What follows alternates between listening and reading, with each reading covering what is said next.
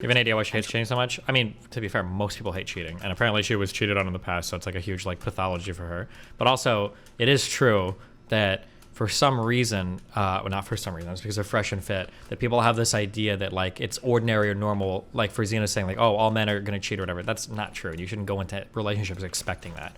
Like if you go into a relationship expecting that as a guy or a girl, like you're already hardcore, like starting off on an unhealthy level. Like it's a super, super horrible way to approach a relationship.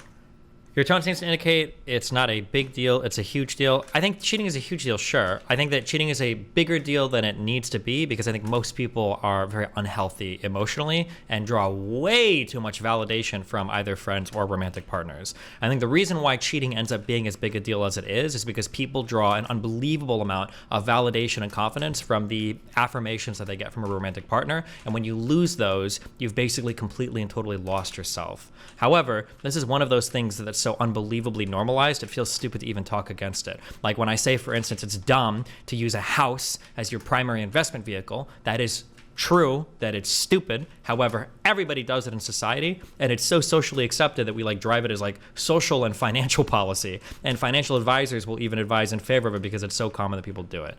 But yeah, I mean, like, obviously cheating is bad and horrible and it shouldn't happen. But like people that like, I want to kill myself, I want to kill myself, I want to kill myself, my boyfriend in 4 months cheat, I'm gonna commit suicide. You've got problems. But hey, I mean, what do I know?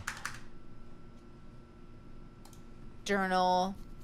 It's more like trust being broken by someone you're supposed to be able to trust. No, I disagree. I don't think cheating has anything to do with trust. And I understand. Well, I'm not gonna talk about this much because I know I'm the odd one out here. I don't give a I don't care what you people think. Cheating, somebody breaking your trust does not elicit that level of response unless what it's actually doing is undermining a massive part of yourself and who you are. That's the reality of it. Because plenty of people can break your trust in ways that hurt, but the reason why you're hold on. The reason why trust breaking usually hurts the worst in relationships is because it usually undermines something about yourself, right? So for instance, if a parent does something fucked up or lies to you, like, yeah, it hurts because I guess like the parent broke the trust or whatever, which is annoying. But I think the reason why it's so mentally is because it undermines a huge part of like, was I the reason why it happened? Like, did my mom or dad do this or lie or treat me this way because it's my fault? And I think that the big things that fuck with you when relationships are failing is that it's undermining your view of yourself and your confidence, and yeah, just basically that's what I would say. Yeah. But again, this is like, people feel very, very strongly about this, so it's never worth arguing. But hey, listen, take it to heart, reflect on this, think about it. Has anyone ever cheated on you? Yeah, it's happened, but I don't give a f. But it's also, but like for me, like sex and shit is not like a thing that it doesn't mean much to me. So yeah, I don't give a f. Do you agree with Brittany here? Should you really strive for perfect relationships and avoid settling when you are young? I mean, you shouldn't strive for something perfect. Everybody settles to some extent. Her saying that she didn't settle as a cope or a lie. The reality is that like there's not going to be well, actually, I guess it depends on how you view it. There's a cute commercial I remember hearing on the radio like 20 years ago or something, trying to get people to adopt kids, and it was like the dad was like, oh, like I think he woke up late or he did something to his up or something. I don't remember. He just did some goofy shit or whatever. He had fun with this kid, and then the guy comes on and it's like, you don't have to be a perfect person to be a perfect parent. And it's like, yeah, like people aren't perfect. People mess up. People make mistakes, but you can still have like really good unions between people. This is actually it's a conundrum that I've been in personally. I know at least one friend that's going through this right now, and I've had conversations with a lot of people about this. I don't know what is the correct degree of settling for relationships, but you're never gonna find a relationship where everything is perfect. Yeah, I don't know. Like, and I don't even know what would be perfect. Like, would a perfect person for me be somebody that does politics, loves video games, wants to live in Miami, is progressive or conservative so we can argue, like wants to be open, speak Spanish like I do. But like it's hard. Like I could probably list like 10 or 15 really important parts of my personality, and then say like I need somebody to match on every single one of those. I don't even know if that would be the perfect relationship. And then you can start taking away from them, and like would that be a is that a worse relationship? Like I don't know. It's really hard to say, right? So like in some cases, so if I look at Melina, for instance, there are some major misses that me and Melina have. The first one hugely is age, which is really important to me.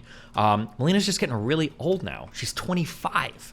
Okay, I could be with a 19-year-old baddie, and I've got this. No, but yeah, one of the big mismatches is age. Typically, the women that I tend to get along with and keep as longer-term friends and get along really well romantically tend to be closer to my age. So Melina is quite a bit off that, and that she can never catch up there, right? She can never catch up in age unless we do some relativity, travel faster than light bullshit. We also have a huge miss in hobbies, right? Melina doesn't play video games at all. She doesn't debate or argue politics at all. Those would be two S tier mismatches in my life in terms of things that I would want out of a partner. But me and Melina have really good romantic chemistry. She's the only person that I've been with that for over a year or two, generally for whatever reason, I start to tune out romantically in terms of how I feel about someone, and I start to get like kind of indifferent. I don't feel that way about Melina at all. It's arguably one of the most important bedrocks for me for a relationship. And after 5 years, I still super love seeing her, love hugging her, love cuddling her, love like all of that stuff is super high, just as high as the first day we met, if not more. So that's a really important part. I also consider Melina to be a really emotionally intelligent person, and even a conventionally intelligent person. For somebody that was, whatever fucking hippie druggy girl in a van, she manages all of her social media and employees and everything right now really well. She adapted to a totally new environment and now does exceedingly well in managing all of her platforms. So that's like a pretty big match. But it's not conventionally intelligent in the like, do you want to debate micro fucking biology or some random cock bullshit? So yeah, I just don't, even when I look at my own relationship, it's hard to say like, what is settling? Like, did I settle for Melina because I didn't find like somebody that overlaps in every single area? That's also a weird thing too, because it's like, let's say I found somebody that overlaps in 13 or 14 different areas, I could always find theoretically a better matched partner, right? Same thing with Melina. What if Melina found somebody that was just like me, but they also really liked hiking, right? Theoretically, that's a better partner for her. Or what if she found somebody just like me, but they also, I don't know, they read all the Lord of the Rings books and they memorized all the Lord of the Rings lore, or they really liked traveling more, you know? Yeah, I'm just pontificating. I'm just like asking questions. I don't really know what the right answers are here for anything. There's, like I said, there's a couple of friends that I've spoken to about this, and I truly don't know what the right answer is for what is considered settling or not. There's going to be like a threshold for once you reach a certain threshold, you can make a relationship work. The important thing is probably just to identify what that threshold is, and then any partner past that is golden, I think.